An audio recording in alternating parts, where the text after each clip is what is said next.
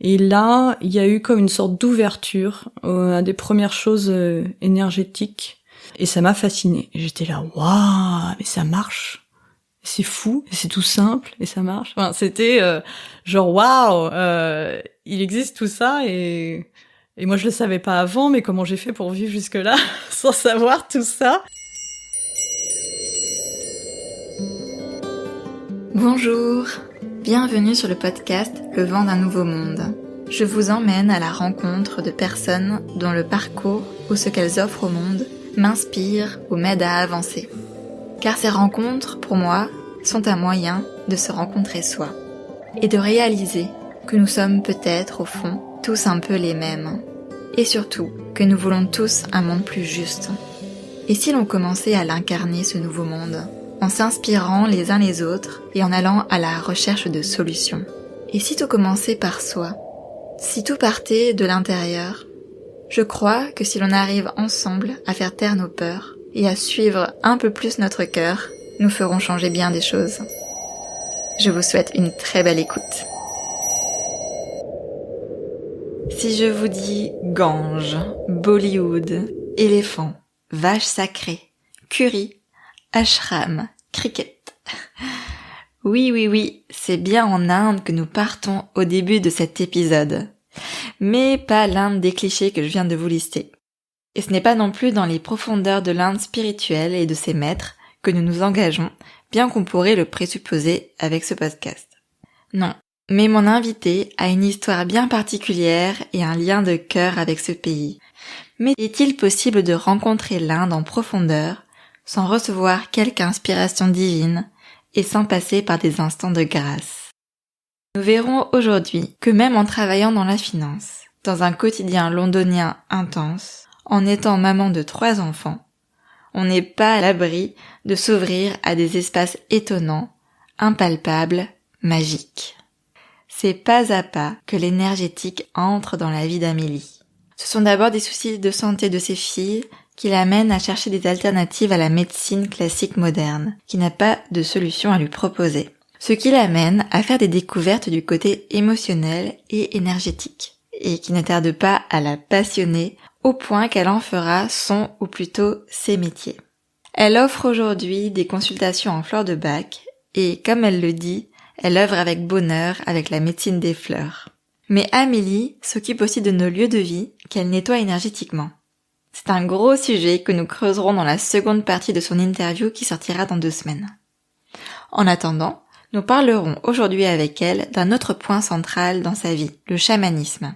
Amélie ne se revendique pas du tout chamane, mais elle a eu l'appel du tambour. Actuellement, on parle de chamanisme un peu à toutes les sauces. Alors, qu'est-ce que c'est exactement? Et est-ce si loin de nous? Amélie, en tout cas, a à cœur de retrouver les belles traditions druidiques de nos contrées. Nos plantes locales ont leur propre magie, comme elle le dit. Et les cercles de pierre ont peut-être beaucoup à nous enseigner, qui sait. Bonjour Amélie. Bonjour Raphaël. Merci beaucoup d'avoir accepté l'interview. Je suis vraiment heureuse qu'on se rencontre pour la première fois en vrai aujourd'hui. Moi aussi, avec grand plaisir. Alors, on va commencer comme pour tous les autres épisodes, parce que je sais que tu écoutes le podcast, donc tu sais comment je vais, par quoi je vais débuter. Donc évidemment, c'est par une présentation, mais j'aimerais que tu te présentes d'abord de façon vraiment très classique, factuelle, en quelques mots. Je m'appelle Amélie, j'habite à Londres, en Angleterre. Je suis énergéticienne, je pense que c'est ce qui résume le plus ce que je fais. Facilitatrice d'espace et de choses qui se passent dans ces espaces. Ok. Je sais pas si c'est très classique, c'est intriguant en tout cas. Et donc comme tu le sais, pour apprendre à connaître quelqu'un, j'aime beaucoup revenir à la période de l'enfance. Mm-hmm. Donc comment tu te décrirais quand tu étais petite? Qu'est-ce que tu aimais faire? Est-ce que tu avais des rêves? Dis-nous tout. Alors j'ai une enfance, je dirais, assez classique. J'ai grandi dans une famille très soudée. J'étais bonne à l'école. Voilà, vraiment, je dirais rien à signaler presque. Pas de de dons, tu voyais mais pas rien. Je n'ai absolument aucun souvenir. Si j'avais des facultés un peu extrasensorielles, j'ai dû tout bloquer très très tôt, parce que j'ai absolument aucun souvenir. Ok. Et dans quel cadre religieux ou spirituel est-ce que tu as grandi ? Dans une famille catholique, pratiquante, mais je dirais sans excès. Donc voilà, on allait à l'église de temps en temps. J'ai fait mes communions, tout ça. Après, j'étais en collège, lycée catholique privé, donc il y a eu quand même une grosse part de la religion que j'ai après ignoré plutôt que rejeté. Ouais, je dirais ignoré. Et ensuite, je suis revenue à la spiritualité sous d'autres formes. J'ai passé beaucoup de temps en Inde. Je suis tombée dans l'Inde. Je suis tombée en Inde à 20 ans, comme Obélix dans sa marmite. Et du coup, ouais, ça m'a ouvert à d'autres formes de spiritualité. Et du coup, maintenant, je dirais que je suis plus spirituelle que je l'ai jamais été. J'ai encore des liens avec la religion. Alors, avec la religion catholique, je vais à la messe de temps en temps. Mais j'appréhende la religion sous une façon mais radicalement différente, quoi. En fait, j'ai une espèce de vision énergétique de la religion et des religions en général. Et en fait, je crois en un principe divin qu'on a en nous, en fait. Et je vois plus, à l'heure actuelle, les religions comme une opportunité de se rassembler, d'avoir des communautés. Mais je rejette en bloc les hiérarchies, les dogmes, les injonctions, la place de la femme dans différentes religions aussi. Enfin bon, tout ça, je prends du recul par rapport à tout ça et je vis ma spiritualité en fait, pas ma religion, ma spiritualité à ma façon. De toute façon, je compte bien creuser un petit peu un peu tout ça vu que ça m'intéresse. Avant de passer à vraiment ton parcours et à ce qui t'a amené à devenir énergéticienne aujourd'hui, j'aimerais bien pour clôturer disons cette période de l'enfance, te demander la question qui revient souvent dans le podcast, c'est est-ce qu'il y aurait un message que tu n'as pas entendu quand tu étais enfant que tu aurais aimé entendre? Tout est possible. Ou suis tes rêves. Je l'ai entendu ce message, mais seulement à 20 ans. En Inde, justement? Juste avant. Okay. C'est ça qui m'a fait aller en Inde, en fait. Ok. Et en fait, j'aurais aimé l'entendre un petit peu plus tôt, au moment où on est paumé, on cherche qu'est-ce que je vais faire après le bac, au niveau de l'orientation, des études, etc. Je trouve que mon champ de vision était très très rétréci à ce moment-là. Mes options étaient très rétrécies. Et bon, voilà, j'ai fait le parcours que j'ai fait, c'est-à-dire classe prépa et une école de commerce. Et je me rappelle que c'était une directrice pédagogique ou je sais plus qui, au moment de choisir une destination pendant 6 mois, on était obligé d'aller à l'étranger pendant 6 mois. Et moi, j'étais là, oui, bon, je vais peut-être aller aux États-Unis, mais j'étais sans grand entrain, je savais pas où aller. Et on a vu un entretien avec elle. Et on a parlé des États-Unis pendant 45 minutes. Et je crois que c'est le dernier quart d'heure ou même les dernières 5 minutes où j'ai dit, mais en fait, il y a aussi l'Inde. Parce que mes parents ont fait un voyage en Inde qui les a beaucoup marqués en 1981. Et l'Inde, c'est un peu mythique dans ma famille. Et je sais pas, j'avais cette idée d'aller en Inde, mais ça me paraissait complètement aberrant. Qu'est-ce que je vais aller faire en Inde à 20 ans Et elle m'a dit, mais allez-y. S'il y a une voix qui vous dit d'y aller, allez-y, quoi. Et en fait, je suis allée en Inde. Et voilà, c'était le début d'un grand chapitre de vie là-bas, et c'était super chouette. Ok, j'ai vraiment envie qu'on aborde du coup le sujet de l'Inde. Et tu as dit juste avant que avant de partir en Inde, tu as entendu le fait que tout était possible. C'était dans quel cadre? En fait, c'est dans le cadre de cette discussion où elle me disait mais tout est possible, tu peux aller n'importe où sur la planète. Et quand moi je lui ai parlé, au fait peut-être l'Inde, elle dit mais l'Inde, mais vas-y, enfin tout, en gros tout est possible. Ok. Et donc, est-ce que tu veux nous raconter un petit peu l'Inde? Donc, tu es resté 6 mois. Qu'est-ce que ça t'a apporté? En quoi ça t'a ouvert à ça m'a ouvert. La première chose qui m'a vraiment frappée là-bas. Alors moi, j'essayais de vivre au plus proche de, je sais pas, d'une certaine authenticité. Et donc j'y ai vécu là-bas. J'étais pas en tourisme. J'étais d'abord volontaire dans un centre où on s'occupait d'enfants qui avaient la polio. Donc j'ai fait ça pendant 2 mois et après j'ai fait un stage, mais en gros tous les matins je prenais mon sac, je prenais le bus et puis j'allais au boulot quoi. Donc enfin j'étais vraiment c'était ma vie quotidienne. C'était à Bangalore dans le sud de l'Inde. Et bon, j'ai fait des fabuleuses rencontres, notamment un monsieur que j'ai rencontré dans le bus et qui va venir me voir à Londres la semaine prochaine. Enfin, c'est complètement irréel. Que t'as pas revu depuis cette époque? Si, je l'ai revu après en Inde, mais c'est la première fois que lui sort d'Inde. Donc, c'est assez fascinant. Enfin, j'ai fait vraiment des rencontres très très fortes lors de ce séjour et ensuite 2 ans après, j'y suis retournée et j'ai rencontré mon mari français là-bas. Bref. Et pour revenir aux premières expériences, c'était vraiment, j'ai rencontré des gens qui n'avaient rien et qui donnaient tout. Et je sais que ça fait un peu cliché cette phrase, mais de l'avoir vécu, de l'avoir vu, de l'avoir ressenti, c'est super fort. Et des gens qui vivaient avec leur cœur en fait, qui n'avaient rien de matériel et qui vivaient dans leur cœur et avec aussi une grande ouverture, aussi bien spirituelle qu'humaine. C'était fascinant. Et donc quand t'es repartie, tu t'es dit il faut absolument que je revienne, c'est ça? Je voulais revenir pour voir les amis que je m'étais fait, ça c'est sûr, pour découvrir d'autres parties de l'Inde parce que j'avais beaucoup vadrouillé dans le sud et moins dans le nord. Et l'Inde c'est un continent, c'est absolument immense. Et j'y suis retournée 2 ans après. C'est mon père qui m'avait encouragée. Je devais faire un échange universitaire 2 ans après.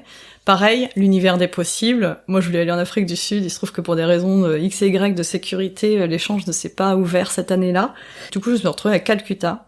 Et là, ça a été d'autres rencontres aussi assez bouleversantes et notamment avec un autre étudiant indien qui est de religion sikh. Et pareil, c'est drôle, il est venu me voir à Londres le mois dernier. C'était la première fois qu'on se voyait en dehors de l'Inde. Et en gros, on se voit tous les 10 ans, mais on se retrouve comme si on s'était pas quittés. Et c'est comme une sorte de guide spirituel pour moi. Ok. Ouais. Dans quel sens? Dans le sens où il est, c'est quelqu'un qui est très très ancré, qui a une présence, qui il a rien besoin de dire pour dégager une certaine présence, une philosophie de la vie. Et moi, je suis quelqu'un qui parle beaucoup, qui m'enthousiasme, qui parfois je suis un peu trop feu. Je pars dans tous les sens. Et lui, je pense qu'il est un peu plus terre dans ses éléments. Et parfois, 1 ou 2 phrases qui va dire d'une certaine façon est-ce que t'as pensé à ça, ou est-ce que tiens, tu devrais faire ça, ou ouais, il sait m'emmener là où ça me fait du bien, je sais pas comment dire. Donc l'Inde, comme tu le disais, c'est un pays très particulier du point de vue spirituel. Est-ce que tu as également plongé dans l'histoire de la spiritualité indienne ou c'était... J'ai essayé, c'est très complexe. C'est infini, c'est très riche. Quand j'étais sur place, oui, j'ai lu j'ai lu des bouts d'histoire de la Bhagavad Gita. Donc j'ai appris un peu l'hindi aussi. J'ai pris des cours d'archéologie religieuse de l'Inde. Ouais, j'ai fait des choses comme ça dans ma vie. Ça, c'était à Londres. C'était absolument fascinant. Et je me rappelle plus de ta question. Je sais pas, est-ce que t'es allée dans des ashrams ou des choses comme ça que peuvent faire beaucoup d'occidentaux? Oui, non. Par contre, là-bas, non, j'ai pas du tout... J'allais dans des temples hindous, sikhs et autres, jains. Je me suis retrouvée complètement par hasard, en fait, dans tous les hauts lieux saints de plein de religions en Inde. Mais complètement par hasard. Un des hauts lieux de pèlerinage des jains, on s'est retrouvés là avec mon mari... complètement par hasard, donc on a fait le pèlerinage avec toutes ces petites montagnes et tout ça. On a été à Bodh Gaya, le site de l'éveil de Bouddha. On a été au Golden Temple, un haut lieu du sikhisme, et bien sûr dans plein de temples hindous aussi. Et d'ailleurs, il y a très peu de lieux dans le monde où j'ai vécu ce que j'ai vécu au Golden Temple. On est arrivés, on était 5 amis, avec, 4 ou 5 religions représentées entre nous. Et on est arrivé comme si on allait visiter un lieu touristique. Et on en est ressorti, je crois qu'on était en état de grâce. Tout simplement. Plus personne parlait. On avait touché la grâce. C'est très difficile à décrire. Tu es rentrée à un moment en France. Ouais. Et après, est-ce que c'était la fin de tes études? Qu'est-ce que tu as fait après? Ouais, je suis rentrée en France. Et là, j'y suis restée 1 mois, je crois. Et en fait, j'ai eu l'opportunité de faire mon stage de fin d'études à Londres. Parce que finalement, sur mon CV, il y avait que l'Inde. En gros. J'avais fait une expérience à Paris, mais sinon, il y avait beaucoup de l'Inde. Et la personne qui m'a recrutée a vu ça. C'était un CV assez atypique. Et du coup, j'ai travaillé en tant que d'abord analyste financière pour un fonds d'investissement qui investissait uniquement en Inde dans des entreprises cotées. Ah bon? D'accord. Et ensuite, de fil en aiguille, je me suis retrouvée au bout de quelques années à gérer un fonds d'investissement qui investissait en Asie, puis dans tous les pays émergents. Et voilà, donc j'ai fait une carrière en finance de marché, moi qui avais dit que jamais de la vie je ferais de la finance. Voilà. Mais du coup, t'avais eu cette opportunité et tu l'avais prise, quoi.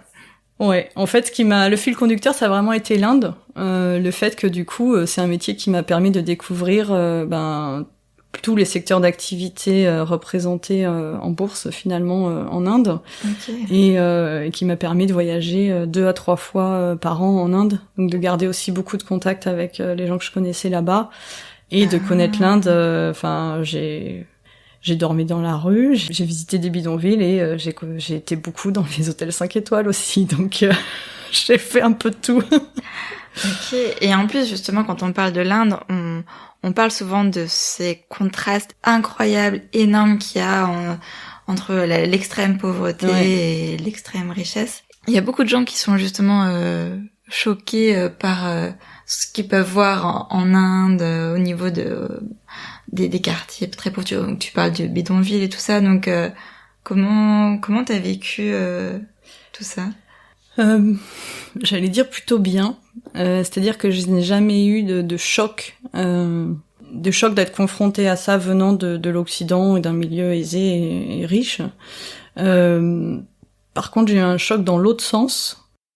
Après mon second séjour en Inde, je devais retrouver des copines à Bangkok, en Thaïlande. Et Bangkok, qui est une ville quand même vachement autour de la consommation, avec vachement de pubs, des écrans partout, des trucs. C'était très très moderne. Là, je parle ça fait 20 ans quand même. Mais à l'époque, ça m'a fait un choc. J'ai été malade pendant 48 heures, je crois, avec 40 de fièvre. Et en fait, c'était complètement inexpliqué. J'avais pas de maladie, en fait. C'était le choc psychologique de sortir de l'Inde où je vivais comme une Indienne, en fait. Et c'est ce retour, entre guillemets, à la civilisation qui m'a choquée. Comme au retour de mon premier séjour, je suis revenue vers Noël où il faisait froid et gris et tout le monde était habillé en noir en France. Et j'étais là, mais qu'est-ce qui se passe? Où sont les couleurs, quoi? Les gens, ils ont perdu leur âme ou quoi? C'était choquant. Ok. C'est super intéressant, ce cheminement avec l'Inde. Et donc, il y a eu toutes ces années donc dans la finance. Aujourd'hui, tu es énergéticienne. Alors, qu'est-ce qui s'est passé entre-temps? par où on commence? Parce que est-ce que avant d'arrêter de travailler dans ce domaine-là, est-ce que tu t'étais déjà ouverte à l'énergétique? Est-ce que tu avais déjà entamé un cheminement intérieur? Alors, j'ai toujours eu une grande curiosité. Ma mère est très ouverte d'esprit et voilà, est très ouverte sur d'autres sortes de médecine. Donc c'était pas quelque chose de complètement aberrant pour moi.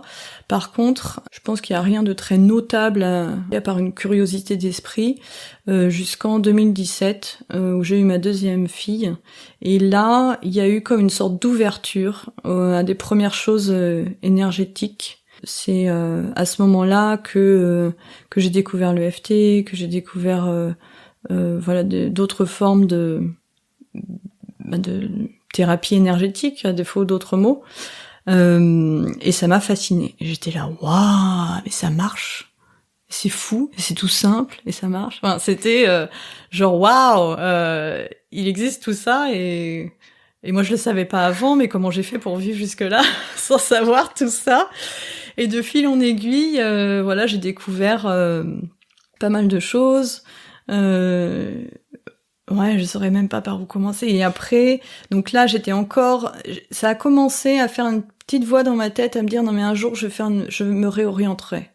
Okay. Mais c'était jamais le bon moment, c'était pas, voilà, j'avais pas mal de peur associée à ça. Et du coup, ça s'est pas fait tout de suite. J'ai d'abord changé de travail au sein de la finance. Et ensuite, diverses raisons m'ont éjecté de ce dernier rôle. Pour mon plus grand bien. Et j'étais absolument ravie. Et donc le lendemain d'avoir arrêté de travailler en finance, eh bien j'ai commencé une formation en canalisation et à méditer et c'était parti quoi. Mais il y a eu un grand vide aussi. C'était parti pourquoi L'inconnu. L'inconnu, complètement, le vide. Je n'étais plus rien aux yeux de personne. J'étais chômeuse 6 mois, mais après j'étais plus rien. J'étais pas femme au foyer, ni chômeuse, ni sans travail. Enfin, c'était bizarre. J'étais dans une espèce de vide plus de cases. Voilà, j'étais plus dans aucune case. Je savais pas trop quoi faire. Et le hasard a mis sur ma route une conférence de Julie Cochet-Morisseau, qui a été donc du coup ma formatrice en clarification de l'espace et géobiologie, donc harmonisation des lieux. Et au départ, j'ai fait cette formation pour moi, parce qu'à l'époque, on avait un projet de déménagement où j'allais emménager dans une maison que je sentais pas trop. Je sentais qu'il s'était passé des choses dans cette maison qu'on nous proposait à la location, et j'avais envie un peu de voir ce que je pouvais faire pour cette maison. Et j'ai réalisé que si je me formais, je pouvais le faire pour moi, et puis après, c'était quelque chose qui était acquis de toute façon. Donc voilà, j'ai fait cette formation par curiosité, et c'est devenu un peu une passion, et voilà, j'en ai fait mon métier. Ok, donc en fait, quand tu as commencé à vouloir t'intéresser, te former dans tout ce qui était le domaine plutôt alors énergétique, c'est aller tout de suite quasiment vers l'harmonisation des lieux. Au niveau des formations, oui, parce que j'ai fait beaucoup d'autres choses. J'ai fait aussi, si, j'ai oublié quand même que j'ai fait formation d'être praticienne en fleurs de bac, que j'ai fait en Angleterre, à tous les niveaux, bien certifiée, bien dans une case. J'y suis toujours d'ailleurs, et j'œuvre avec bonheur avec la médecine des fleurs. Mais je vois ça comme un soutien, comme un accompagnement. Je le propose à tout le monde d'ailleurs, clientes, amis, voisins, parce que je trouve ça très puissant. Mais disons que c'est un peu plus satellite dans ce que je fais. C'est un outil que j'ai, mais je le mets pas au cœur de ma pratique. Ok. Et donc tu nous racontais que c'est au moment de la naissance, je crois, de ta deuxième fille que tu as commencé à t'ouvrir donc à tout ça.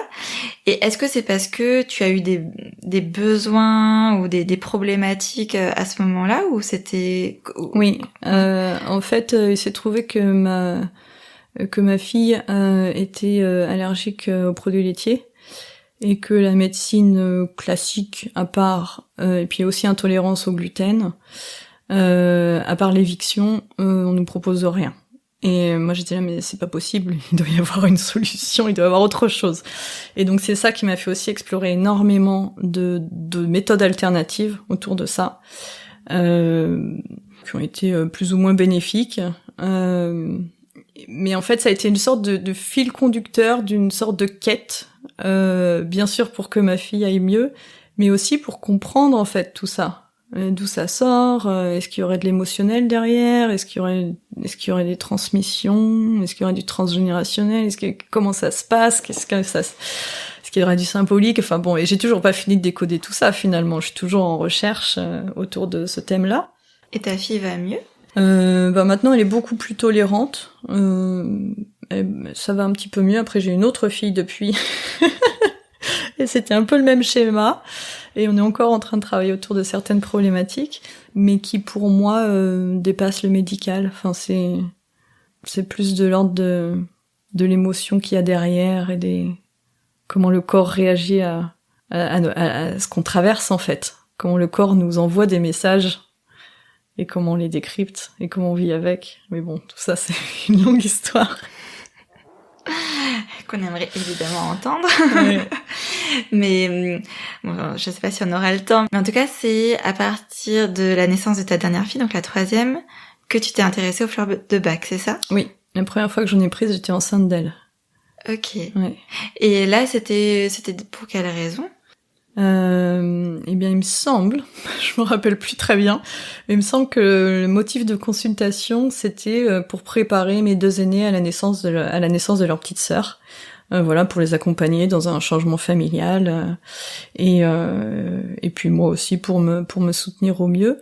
Et là, ce qui m'a marqué le plus, c'est que dans le complexe floral que j'ai pris moi, j'avais à l'époque, et j'ai toujours parfois énormément de mal à m'endormir. J'ai toutes mes pensées qui me tournent en boucle pendant. À ce moment-là, quand j'étais enceinte, c'était exacerbé, 2 à 3 heures de rumination mentale.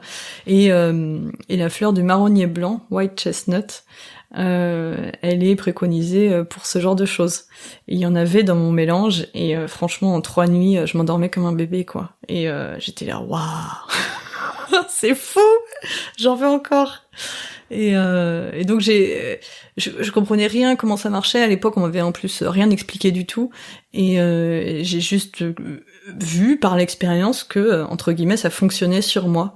Et du coup, après, on en a pris. Et puis après, ma curiosité m'a poussée à faire, à me former d'abord pour la famille et les amis, puis après de continuer jusqu'à pouvoir en faire des séances avec des clients. Ouais. Ah oui, ok, mais en premier lieu, c'était aussi par curiosité finalement, et puis par besoin propre. Oui. Ok. Bah, j'aimerais bien qu'on parle un peu des fleurs de Bach, en fait, parce que moi, je connais de nom. Et on a pu m'en conseiller à un moment où j'avais des soucis un peu d'anxiété, et je crois qu'on m'avait parlé de Rescue, non? Ou c'est encore autre chose? Non. Si, c'est un mélange de 5 fleurs de Bach. Ok. Et bon, c'est vrai que moi, j'avais pas forcément vu de changement, ou je savais pas trop. En fait, je le prenais pas non plus très régulièrement, j'avoue. Mais donc, ça m'intrigue, et j'aimerais beaucoup en savoir plus sur les fleurs de Bach. Donc, qu'est-ce que c'est concrètement? Parce que donc c'est un élixir floral, je crois que c'est comme ça que ça s'appelle. Alors concrètement, à la base, ce sont des fleurs, donc des vraies fleurs qui poussent. Donc en fait, ce qu'on appelle fleurs de Bach, Dr Bach, c'était un docteur anglais qui est maintenant décédé et qui a découvert, moi je pense un peu poussé par une certaine intuition ou inspiration, on mettra ce qu'on voudra derrière, 39 fleurs. Il y en a une qui est pas une fleur, mais on va simplifier. Et il a commencé à les prescrire à ses patients, à la base pour des problématiques, je pense, physiques, et ses patients lui ont donné en retour qu'ils allaient mieux au niveau émotionnel. Et c'est un petit peu empirique, il s'est rendu compte qu'à chaque fleur correspondait à une sorte d'état émotionnel équilibré. Donc par exemple, si je prends la fleur de la Mimulus, c'est la fleur pour les peurs identifiées. Par exemple, je sais pas si les gens ont peur des araignées, c'est une peur qu'ils savent qu'ils ont peur des araignées, et bien cette fleur va les amener à un état plus serein par rapport à leur relation avec les araignées. Et donc il y a plein de fleurs comme ça, il y en a pour tout. Il y en a pour pour l'impatience, pour les peurs, pour la fatigue, pour le perfectionnisme, pour la procrastination, enfin tout ce que tu veux. Et en fait, ce sont donc des fleurs qui sont déposées à la surface de l'eau, d'eau de source, et ensuite laissées soit au soleil, soit pour les fleurs ou les parties d'arbres bouillies avec cette eau. On filtre, on récupère l'eau, et ensuite c'est cette eau qui est diluée, et on met un petit peu d'alcool pour la conservation. Mais donc c'est une eau qui est informée vibratoirement de l'énergie de la fleur, si je peux résumer les choses. Ok. Est-ce que tu pourrais nous l'expliquer avec d'autres mots?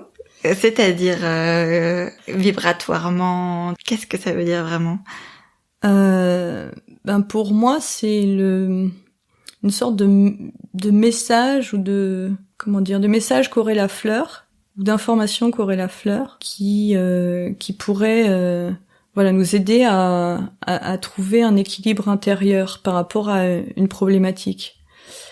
Et c'est ce message-là qui passe dans l'eau. En fait, l'information de l'eau, c'est exactement le même principe que l'homéopathie, et que d'autres choses qui fonctionnent sur ce principe-là, parce que l'eau emmagasine tout au niveau informationnel, et c'est pour ça que bénir l'eau qu'on boit, si on boit l'eau du robinet, rien que poser sa main au-dessus de son verre et avoir l'intention de bénir l'eau avant de la boire, ça la rend plus sympa énergétiquement pour ton corps.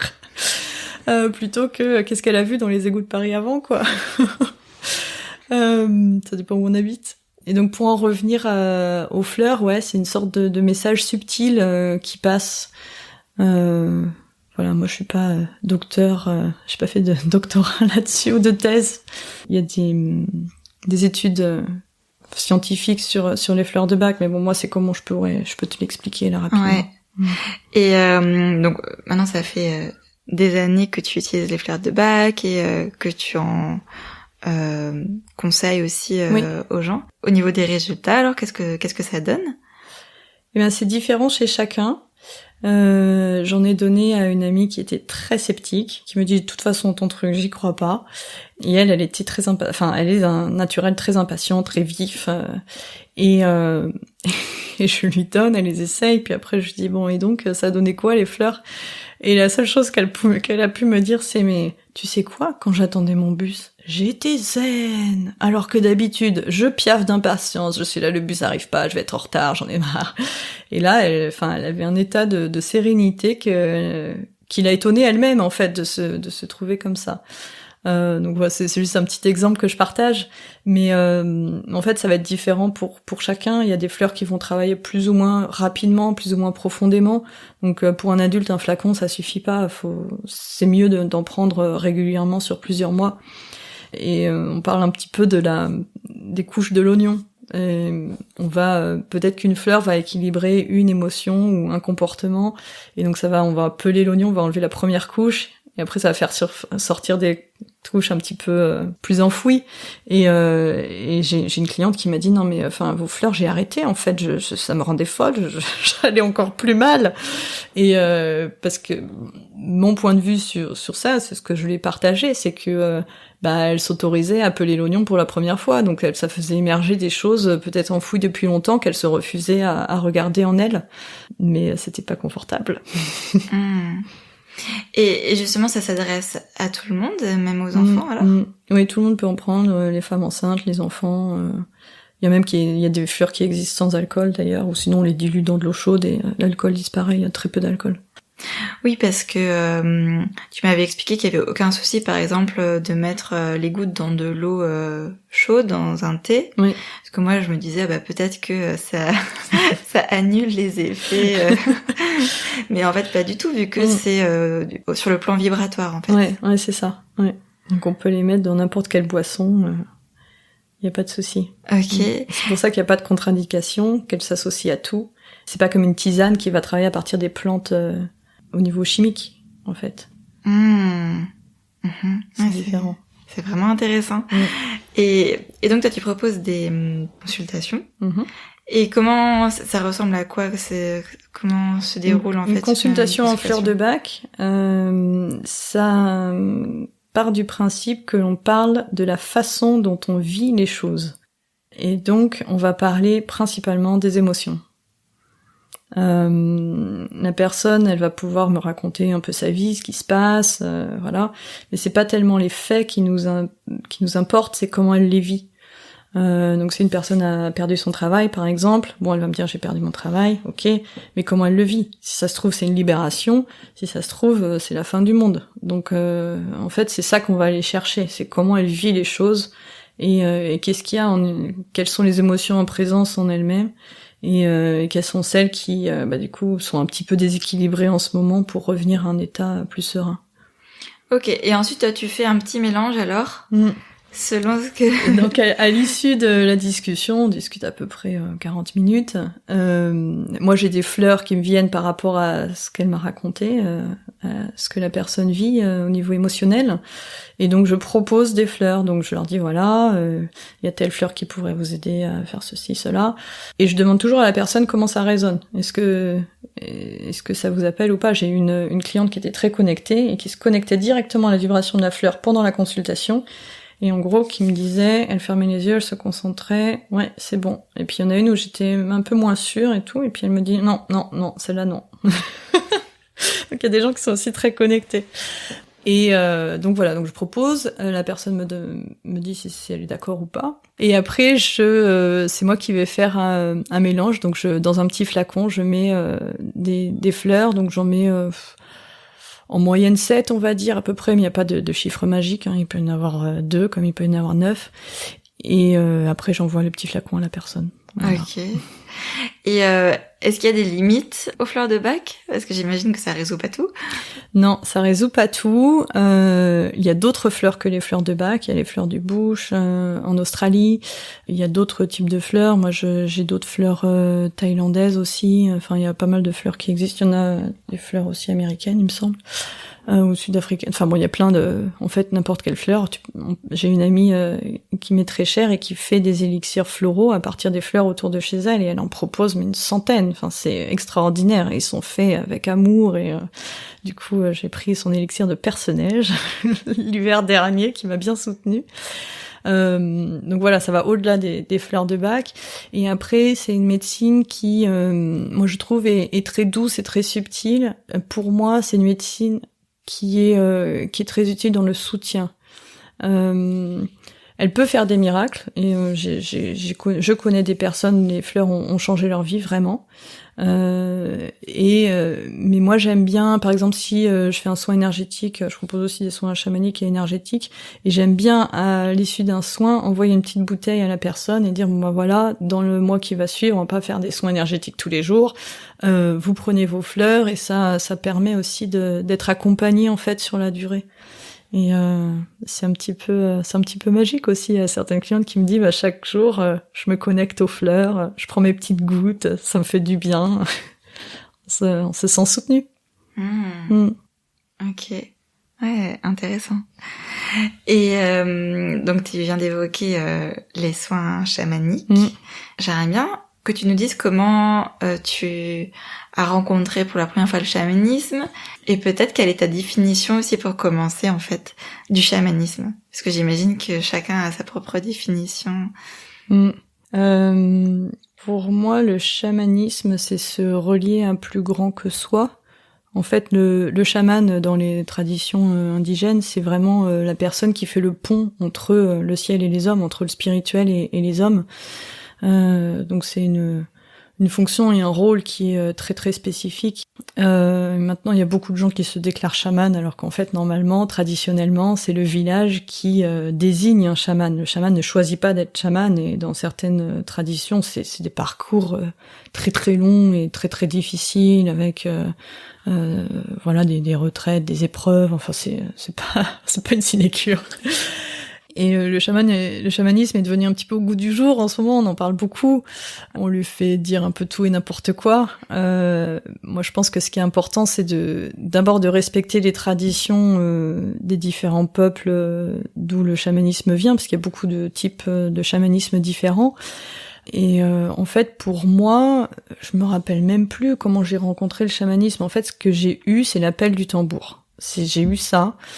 Je suivais une dame qui de temps en temps faisait des méditations au tambour en visio, donc j'avais jamais vu de tambour en vrai, et à chaque fois j'étais là waouh, mais j'adore, j'en veux encore. Et donc il y a 2 ans, on sortait du Covid et je cherchais désespérément la première personne qui allait me proposer en Angleterre de quoi faire mon tambour en vrai, en personne quoi. Et j'ai réussi à avoir une date avec un atelier qui s'est proposé, et donc je suis allée faire mon tambour, et je suis arrivée le matin en disant je n'ai jamais touché un tambour chamanique de ma vie, j'en ai jamais écouté en vrai, donc en dehors de la visio. Et mais pourtant je suis là, je sais qu'il faut que je fasse mon tambour. Et donc c'est par le tambour que je suis arrivée quelque part au chamanisme. Mais enfin je me prétends pas du tout chaman, et j'utilise des techniques issues du chamanisme. Voilà, c'est comme ça que je décrirais les choses. Ok. Et qu'est-ce que ça t'a fait de créer ton premier tambour, et puis d'en jouer pour la première fois? C'était je me rappelle même plus quand est-ce que je l'ai joué pour la première fois, parce que j'ai dû attendre. Quand on fait son tambour, en fait, la peau, c'est des peaux d'animaux qu'on honore, et c'est fait dans avec un rituel et beaucoup de respect. Mais on n'a pas le droit d'en jouer jusqu'à ce que la peau sèche. Donc moi, je m'imaginais que le soir même, j'allais tambouriner, pas du tout. J'ai dû attendre 15 jours, je crois, ou 10 jours. En fait, petit à petit, quand j'ai fait du tambour, ça m'emmenait dans des espaces, surtout quand je jouais en groupe. Des cercles de tambour, dans des espaces où je connectais à l'humanité, mais de manière immémoriale, de manière au-delà du temps, au-delà des espaces, enfin, connecté à l'essence pure de l'humanité. Et ça, j'ai pas trouvé d'autre façon de le faire que, enfin, parfois peut-être en méditation, mais avec le tambour. Quand t'as commencé à jouer, comment ça se passe? Est-ce qu'on prend des cours pour jouer au tambour? Et du coup, tu le faisais de façon intuitive? Le jour où j'ai fabriqué mon tambour, il y avait une autre personne qui avait fait aussi son tambour qui m'a en gros donné le mode d'emploi pour faire un voyage chamanique. Donc en gros, combien de nombre de battements et tant de battements par minute. Et donc je suis partie avec ça sur un petit bout de papier. En me disant, ok, c'est hyper physique. Au début, quand t'as jamais fait ça, c'est 240 battements par minute, faut y aller, quoi. Enfin, je tenais pas 5 minutes au départ. Enfin, c'était horrible. Okay. Et même maintenant, au bout de 20 minutes, tu sens ton coude. Hein. C'est assez physique. C'est plus physique qu'on le pense. Et en fait, c'était très bizarre, mais par mon passé très dans les cases de finance, etc., j'étais dans une phase de ma vie où je refusais toute certification, toute formation. Et du coup, je ne voulais pas me former, entre guillemets, officiellement au chamanisme. Je ne voulais pas prendre de cours de tambour. Ça me paraissait complètement délirant de prendre un cours de tambour, alors que, enfin, tu donnes un tambour à un gamin, il s'est tapé, quoi. Enfin, tu vois, c'est c'est intuitif, en fait. C'est inné, on l'a tous en nous. Et du coup, par la suite, j'ai pris, je me suis quand même un petit peu formée parce que ce que je fais en session avec les clients, ça, c'est des choses que j'ai apprises et il y a un certain cadre et des choses à respecter. Donc, je fais pas n'importe quoi. Mais avec le tambour, c'est beaucoup l'intuition. Ouais. Ok, donc t'as commencé d'abord à jouer seule et c'est là que tu as pu connecter ces espaces que tu décris où tu touchais l'essence de l'humanité. Ça, c'est plutôt en groupe. Hein. Mais seul, oui, surtout jouer seul dans la nature, c'est encore plus fort. C'est vraiment très fort. Je me rappelle de premières fois où les premières fois que j'ai joué du tambour toute seule dans des lieux vraiment sauvages. On connecte au lieu, on connecte à la beauté de la nature et après ça dépend. On peut voyager en haut, en bas ou au milieu. Il y a un certain type de chamanisme qui décrit trois espaces. Et on connecte en haut plutôt pour le côté un peu spirituel, connecter à ses guides, connecter à l'au-delà, un peu ce qui nous dépasse, peut-être recevoir une guidance. On connecte en bas pour aller chercher ses animaux de pouvoir, pour aller voir quelles sont un peu les ombres en nous, pour aller explorer peut-être ce qui est très inconfortable à observer. Et puis on peut connecter au milieu, à son cœur et à plein d'autres choses. Et du coup, les soins chamaniques que tu fais, qu'est-ce que c'est? Moi, dans ce que je propose, le tambour, ça va être un outil pour changer de dimension de conscience. Donc, je sais pas. C'est documenté scientifiquement tout ça entre les ondes θ, gamma, tout ça. Tu pourras aller vérifier. Mais en fait, il y a vraiment des études scientifiques qui montrent qu'il y a un changement de niveau de conscience, quoi. Enfin, le cerveau change d'état. Et en fait, quand on est en état modifié de conscience comme ça, on peut l'atteindre avec le tambour, comme on peut l'atteindre avec les plantes aussi. En Amérique du Sud, ils font ça avec des plantes, comme avec plein d'autres choses. La méditation, c'en est un aussi. On peut aller chercher à l'intérieur de nous. Voilà ce qui peut, par exemple, je propose des coupures de liens où on va aller explorer où sont des liens qui auraient des relations qu'on a avec des personnes qui gagneraient à être transmutées, transformées. Donc en fait, on va pas couper une relation, on dit coupure de lien, mais c'est pas une vraie coupure en fait, on transmute la relation. Et c'est toujours très beau ce qui en sort, on envoie de l'amour à la personne après, même si c'est des relations qui sont parfois très toxiques, parfois très dures, parfois qui remontent à des traumas dans l'enfance, et on peut en fait faire en sorte que ces connexions, ça se passe d'âme à âme, en fait on arrive au niveau de l'âme, et là ça dépasse un petit peu tout ce qu'on vit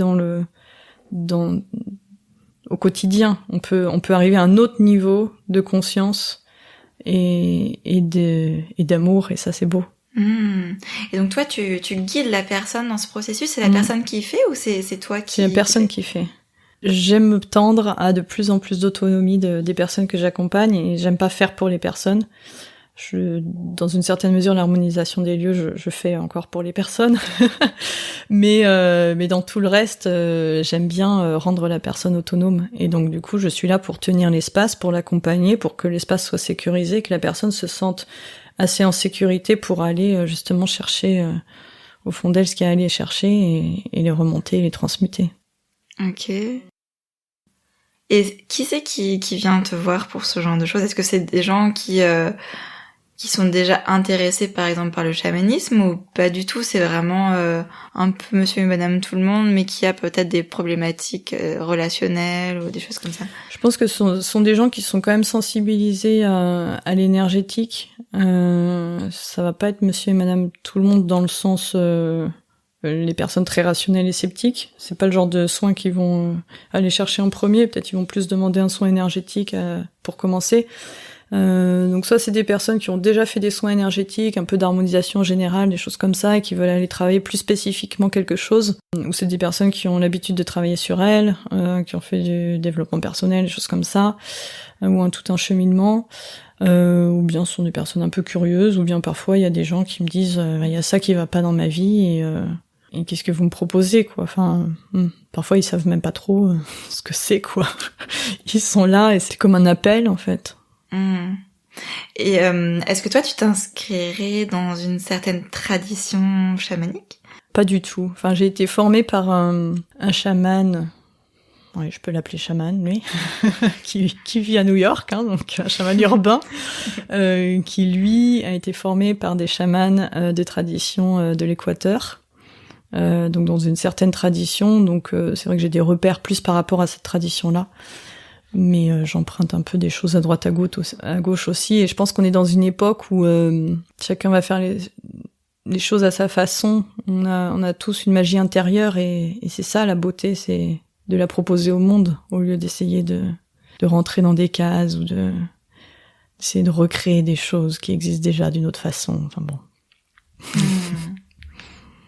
Et par curiosité, comme tu habites à Londres, est-ce que tu t'intéresses aussi, je sais pas si on peut parler de chamanisme, mais dans chamanisme celtique, ou parce que il y avait aussi des druides, je sais pas, des sorciers. Oui. Alors ça c'est quelque chose qui est très cher à mon cœur depuis que je suis toute petite. Oui, dans mon enfance classique et assez tranquille, j'ai toujours été fascinée par les pierres. Quand je veux dire pierre, c'est les cercles de pierre, les dolmens, etc. Mais depuis toute petite, dès qu'il y avait des pierres, j'allais les voir quand j'étais en vacances avec mes parents, j'adorais. Et après, quand j'ai commencé à faire des randos et tout, fallait toujours qu'on aille voir le cercle de pierre parce que j'avais vu sur la carte qu'il y en avait même pas loin et tout. Et personne comprenait, et même moi non plus. Enfin, j'étais là dans ces cercles, et je savais pas ce que je faisais là, mais j'y étais.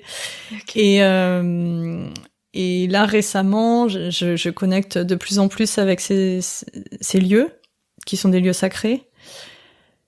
Et d'ailleurs, l'association de jouer du tambour dans ces lieux sacrés, c'est absolument sublime. Il se passe des choses qui sont de l'ordre de l'inexplicable, presque, enfin, ou de l'inarrable. Et ouais, en fait, j'ai ce grand désir de m'inscrire là où je suis et d'être le plus local possible. Alors, il se trouve que les fleurs de bac sont anglaises et qu'on les trouve toutes sauf l'olive. L'olivier, encore il y en a plein maintenant, mais c'est pas natif de l'Angleterre.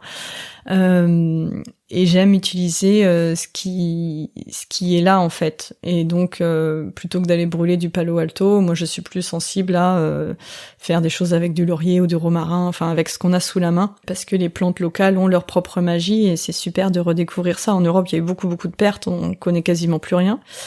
Mais il y a des gens, et notamment en Angleterre, je connais des personnes qui font revivre ces traditions druidiques celtiques, et notamment autour de l'eau, de certains lieux sacrés, de rivières sacrées, de puits.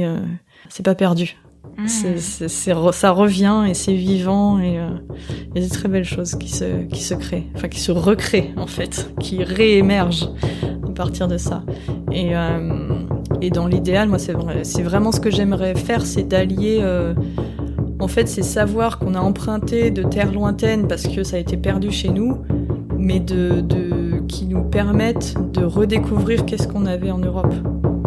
Est-ce qu'on peut parler aussi de chamanisme ou pas pour ces traditions celtes, de druides? On pourrait, après on parle de tradition druidique ou celtique, c'est pas les mêmes mots, mais au final c'est la même chose. Un druide, quelque part, c'est un chaman. Si tu veux rajouter quelque chose, peut-être par rapport aux fleurs de Bach, au chamanisme, s'il y a autre chose qui te vient, que tu trouves important de préciser? Ce qui me vient, c'est que là on a parlé un petit peu d'outils ou de méthodes, mais on peut les utiliser de façon complètement différente. Enfin, en fait, on peut connecter à une fleur avec le tambour, par exemple, à l'essence de la fleur, à l'esprit de la fleur, de manière spirituelle, on va dire. Et donc, moi, ce que j'invite les personnes qui nous écoutent à faire, c'est de pas catégoriser, il y a ça, il y a ça, il y a ça, mais d'essayer de faire aussi leur propre, vers quoi elles sont appelées, et se laisser guider par ça, et même si parfois c'est un peu bizarre, ou c'est des choses que les gens n'ont jamais fait, ou justement c'est encore plus beau. Ouais, c'est s'autoriser à suivre ses propres intuitions, quoi. Voilà, ouais. C'est ça. Ok. Sortir des sentiers battus. Et donc toi, parfois, tu te connectes comme ça, avec ton tambour, à l'énergie d'une plante. J'aimerais bien le faire plus souvent. Je l'ai pas fait très souvent, mais ouais, j'aimerais bien le faire plus. Et qu'est-ce que ça t'a apporté de le faire de temps en temps? Ça apporte, je pense, un rappel que quelque part la nature est entre guillemets parfaite, et que l'homme a mis un peu le bazar là-dedans, on va dire, et que la sagesse de ce qui nous entoure, la sagesse des arbres, des fleurs, des plantes, que ce soit au niveau médicinal, là on a parlé des émotions, même au niveau énergétique, et la résilience de la nature et de tout ce qui nous entoure. Les animaux, c'est pareil en fait. C'est plus grand que nous, enfin c'est quelque part l'homme à côté de ça, qui il est tout petit. Il se croit grand, mais en fait, qui est-il vraiment? C'est ainsi que se termine cette première partie de l'interview d'Amélie. Dans l'épisode suivant, nous nous intéresserons à l'harmonisation des lieux. Alors, comment prendre soin énergétiquement de nos habitations? Et nos appartements ne seraient-ils pas vivants? Ce sont des questions que nous creuserons avec elle. Je vous laisse avec un avant-goût de ce qui vous attend. Le lieu est un miroir de nous-mêmes, et nous-mêmes influons sur notre lieu. Enfin, c'est une relation à double sens.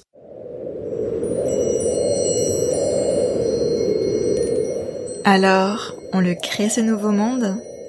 Si vous avez apprécié cet épisode, n'hésitez pas à en parler, à vous abonner, à mettre des étoiles sur les plateformes d'écoute de podcast et à me laisser des commentaires. D'autres pourront ainsi le découvrir à leur tour, et c'est comme ça que vous m'aiderez le plus. Et puis, c'est aussi une manière de mettre votre pierre à l'édification de ce nouveau monde. Et si vous voulez aller plus loin et me soutenir financièrement, vous pouvez me faire un don sur ma page Tipeee. Pour en savoir plus sur le podcast, rejoignez-moi sur Instagram ou sur Facebook. On se retrouve dimanche dans 2 semaines pour le prochain épisode. Et en attendant, n'hésitez pas à danser avec le vent du changement.